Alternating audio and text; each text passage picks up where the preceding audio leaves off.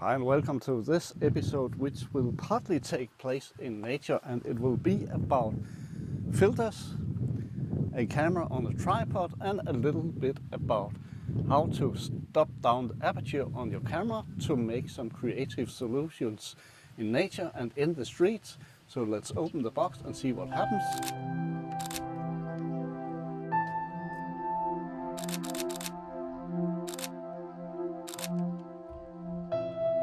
It's a little windy today, so maybe there will be a little noise in the microphone. Before we really get started, be sure to sign up for the newsletter, link below in the text, and of course add a follow.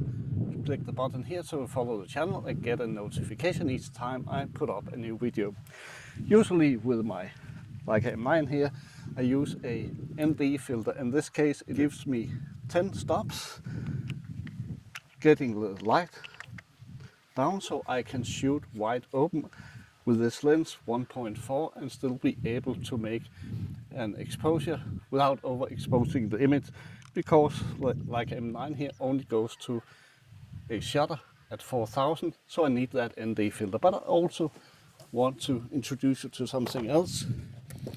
I have this, and thank you to Freewell for providing these filters, a box of filters I will use on the Sony here to make some more experimental images, both from nature just around here and in the city, slowing down the aperture and the exposure time a lot. So the filters in here in the box, let's open it up, has a case here with different filters.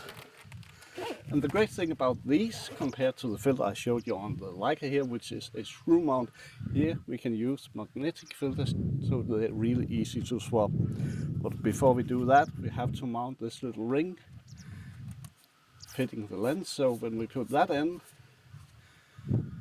then we can add, and there are different sets of filters here. In this little box there are -3, -6 and -10 ND. That means that they are slowing down with -10 stops of exposures.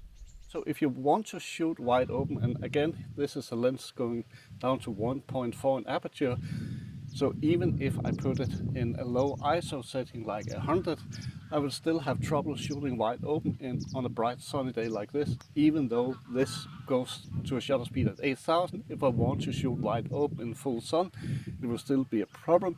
So therefore I can click on like that, and ND filter stopping down the exposure time, or however you will use it creatively. Because what you can do, not only for daily shooting, is that you can take one of the really hefty ones here, an ND 1000 giving you -10. This means you will stop down the aperture or slow down the exposure time a lot, so you can use that creatively, putting that on the lens, and we have to adjust the exposure setting pretty much to be able to expose something. There are also other filters like these clear UV filters to protect your lens, and a special one used for nighttime shooting that will eliminate some of the light pollution in the air. If you have light in the night from artificial bulbs or anything else, this should clear it up so you can make long exposures at night and still get that really sharp and crisp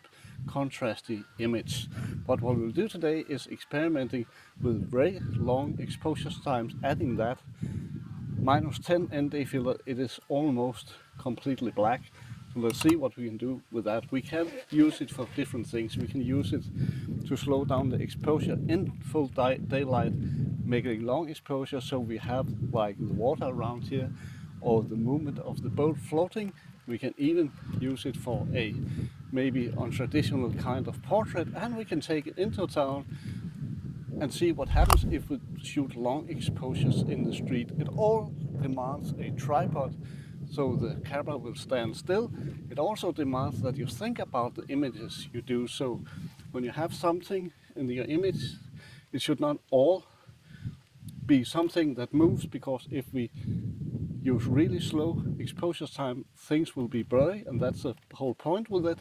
But then you need something that are solid, standing still, to have the contrast between what is moving and what is not.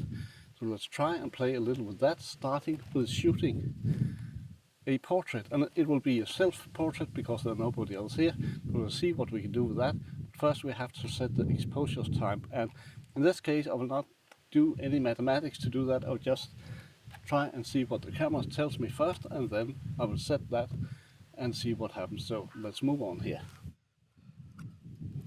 When I put on the filter, I of course add much less light into the sensor as I would if I didn't have it. So the thing is to first set the aperture ring here.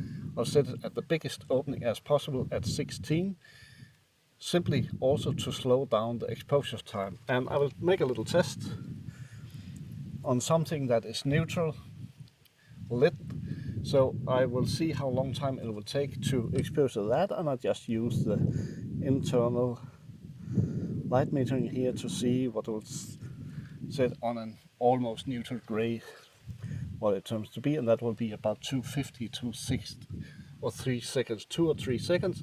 That will be a long exposure, long enough to make things blur out.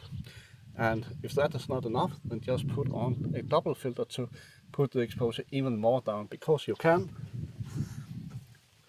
with these filters, just grab another one, in this case an ND-3, put that on top of the other one, and you have pushed down the exposure even more.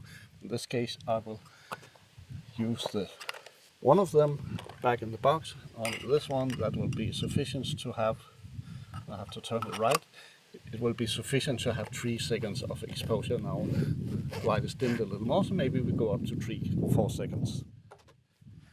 What I will do is that I will, after I have made an exposure of something neutral, it can be my hand or something that in the rear that is not pitch black or pitch white, something in between, it can be the grass, whatever you find, set an approximate exposure there, make a test shot, and then you're ready to go. So I will do that. I will set the camera up, let it point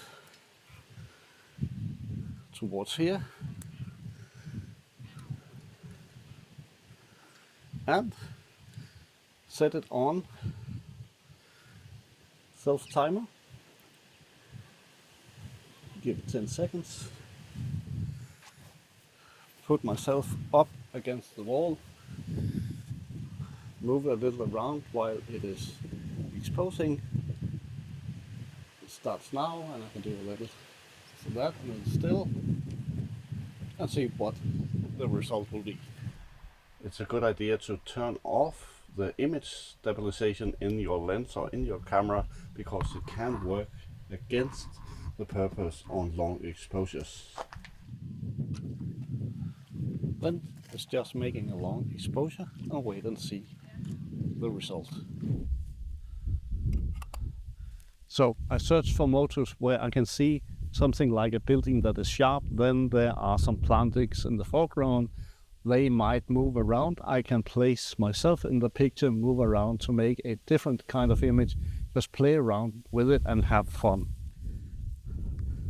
And there's a link below, of course, so you can order your own filters. They do not necessarily come in a box, depending on what you need. You can buy them individually. So follow the link below, go directly to the website where you can order your filters and have fun in nature and in the streets. When you're shooting with these filters and have a wide open lens, you will have sharpness from like here and to wherever you can see, and that demands a really clean glass. So be sure your lens and your filters are clean, so there are no dust, else you have to remove it with the dot tool in Lightroom or whatever photo edition program you use. And you can shoot, of course, black and white or monochrome, whatever you like, but the most important thing is that your lens and your filters are clean.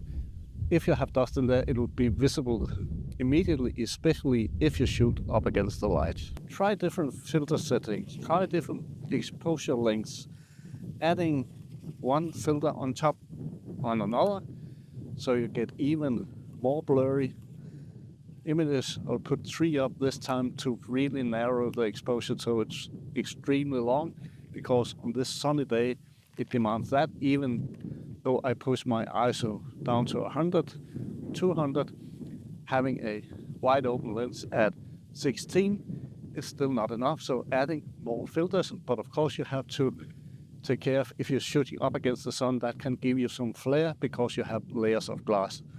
But try experimenting with these freewell filters. It's a really cool idea.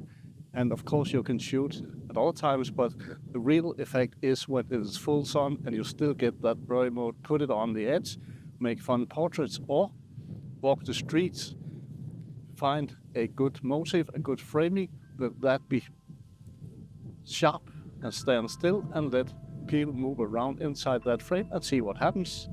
Don't be afraid of playing. That's what we're here for when we're doing photography. It's about letting our creative mind free and have fun. So thank you for watching this episode.